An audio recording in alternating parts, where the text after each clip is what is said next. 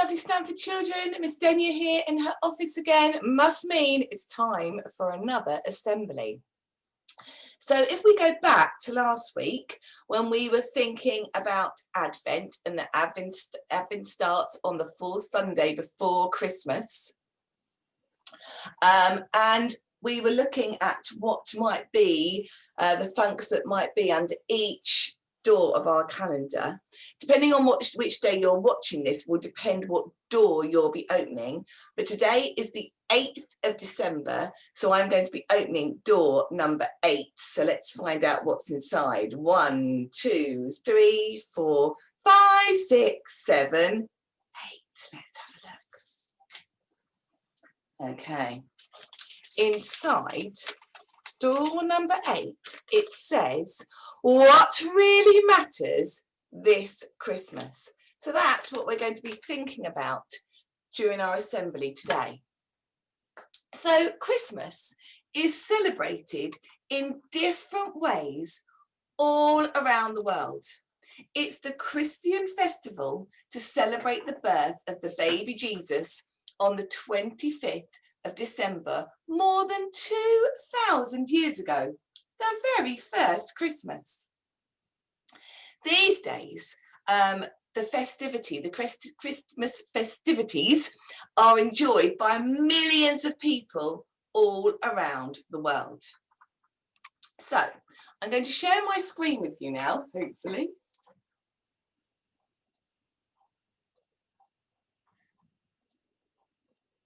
Okay, so the tradition of displaying a decorated tree indoors originated in Germany, okay, in Europe.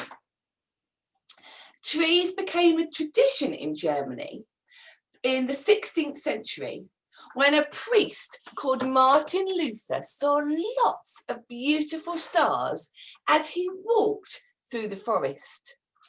He brought a tree into his living room and covered it with lighted candles to recreate the scene for his family. But the idea did not really catch on until the 19th century, when a picture appeared in a newsletter of Queen Victoria with her German husband, Prince Albert, and their children standing around a decorated tree at Windsor Castle. Christmas trees became an instant hit. At first, they were brought into people's homes, but soon they lit up town and city squares, and the tradition spread all around the world. Now, did you know that they once were decorated with just candles and apples? Not like today, where we have all those twinkly fairy lights, tinsel, baubles, loads of different things to really make them sparkle and shine. Okay.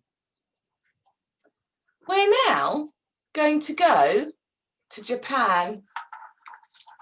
Just here. Whoop. All right, now in Japan, the traditional Christmas meal is not roast turkey. Guess what? It's Kentucky Fried Chicken. So if you were in Japan on the 25th of December, you wouldn't be having a roast turkey dinner. You'd be having a Kentucky Fried Chicken. Now, next stop, hold on. Oh, hopefully you can see it, will be Australia. Now, in Australia, Christmas falls in the middle of summer. So people might go to the beach, or they might have a barbecue, or a barbecue on the beach maybe. And then Christmas, hold on, in Russia is actually celebrated on the 7th of January, not the 25th of December, because the Russian Orthodox Church uses a different calendar. So if you were in Russia, you wouldn't be having Christmas in December, but you'd be having it on the 7th of January 2021. Okay, now I'm just going to move my bits out the way because I'm going to move one more thing. There's one thing that Christmas is associated with in many countries all around the world. Okay, I wonder if anybody knows what that might be.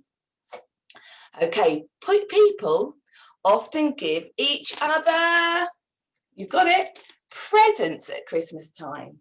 Now, this tradition reminds us of when the three kings visited the baby Jesus in the manger and gave him gifts of gold, frankincense, and myrrh. Now, in many countries, presents are traditionally bought by, who have we got? It's either Santa Claus or otherwise known as Father Christmas. So the image of Santa Claus or Father Christmas handing out gifts to children is more common in some countries than the image of baby Jesus in the manger. Presents and advertising is everywhere, from the day after Halloween until the end of the January sales. Shops and retailers prepare to make lots of money. So here's a fact for year 2 who are learning all about money this week. It was estimated that British shoppers would spend around £512.85 each on Christmas presents in 2019. Now, spending at Christmas is an essential part of the national economy, which will affect our economy as well. That is, the more money businesses make in our country and around the world ensure that people have jobs and resources and a better standard of living. Now, of course, being generous is a good thing, but the amount of money we spend at Christmas should cause us to stop and think. Okay? Christmas is such a huge expense, not just in terms of presents, but also food, drinks, decorations, and when we could maybe traveling. The dream of a perfect Christmas where the snow falls, the children are happy, and there's a big pile of presents under a beautifully decorated tree is often that, just a dream. Now, we know that 2020 has been a really tough year for lots of people. And so we need to consider what really matters. So at Christmas time, time spent with our family, our friends, is more important than presents under the tree. Time spent together is the greatest gift. Now, I know many of you will be writing a Christmas card to someone who perhaps does not have any family or friends. And the idea of receiving that Christmas card will make sure that they don't feel as lonely at Christmas time. Now, I've put this candle up here and I'm going to light my candle in my office as well. So if we remember the rhyme, matches, matches, never touch. They will hurt you very much. So only grown-ups, home or school grown-ups can touch a match. To light it, I'm going to light my candle very carefully. Now, Miss Frannock had suggested that we had, as we're not coming together to meet in an assembly and having some thinking time, that actually we you have a candle on your screen that you can then have a think about. Okay, so I want you now to think about how we're thankful for Christmas time, thankful for our family and friends, and I want you now to have a think about what really matters this Christmas. Okay, so what really matters to you? What traditions do you have in your family? And what will really matter to you at Christmas time 2020? Because it has been different, but there's still lots that we need to be thankful for. As you think about that, I'm going to play us our Children Around the World song while you have a think about what really matters. So I'm just going to stop my share for a minute and hopefully find my music.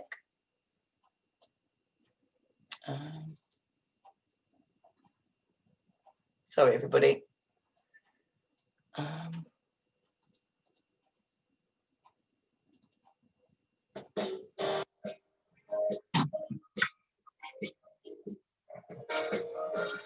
Children of the world, celebrate Christmas. Children of the world, wherever you are. Children of the world, singing together. Make the lights of God shine like the sun. Join together, let's have a celebration. Join together, celebrate Jesus' birth.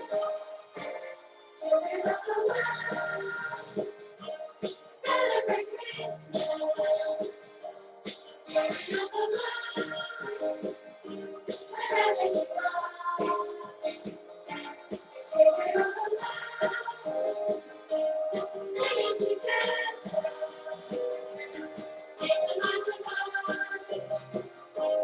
shine like the sun. Shine like the sun. Wherever you are.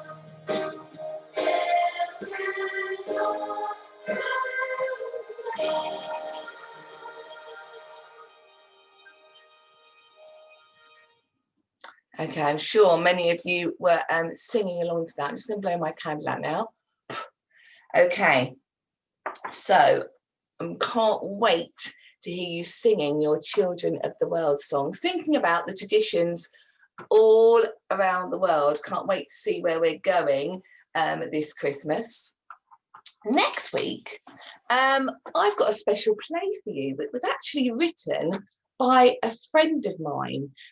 She's somebody that was a neighbour to me when I was a little girl, and she's written a play called Santa's Christmas Hiccups, and it's really, really entertaining. So I'm looking forward to sharing something that has been written by a friend, because that's what we're thinking about, how people are really important to us this Christmas.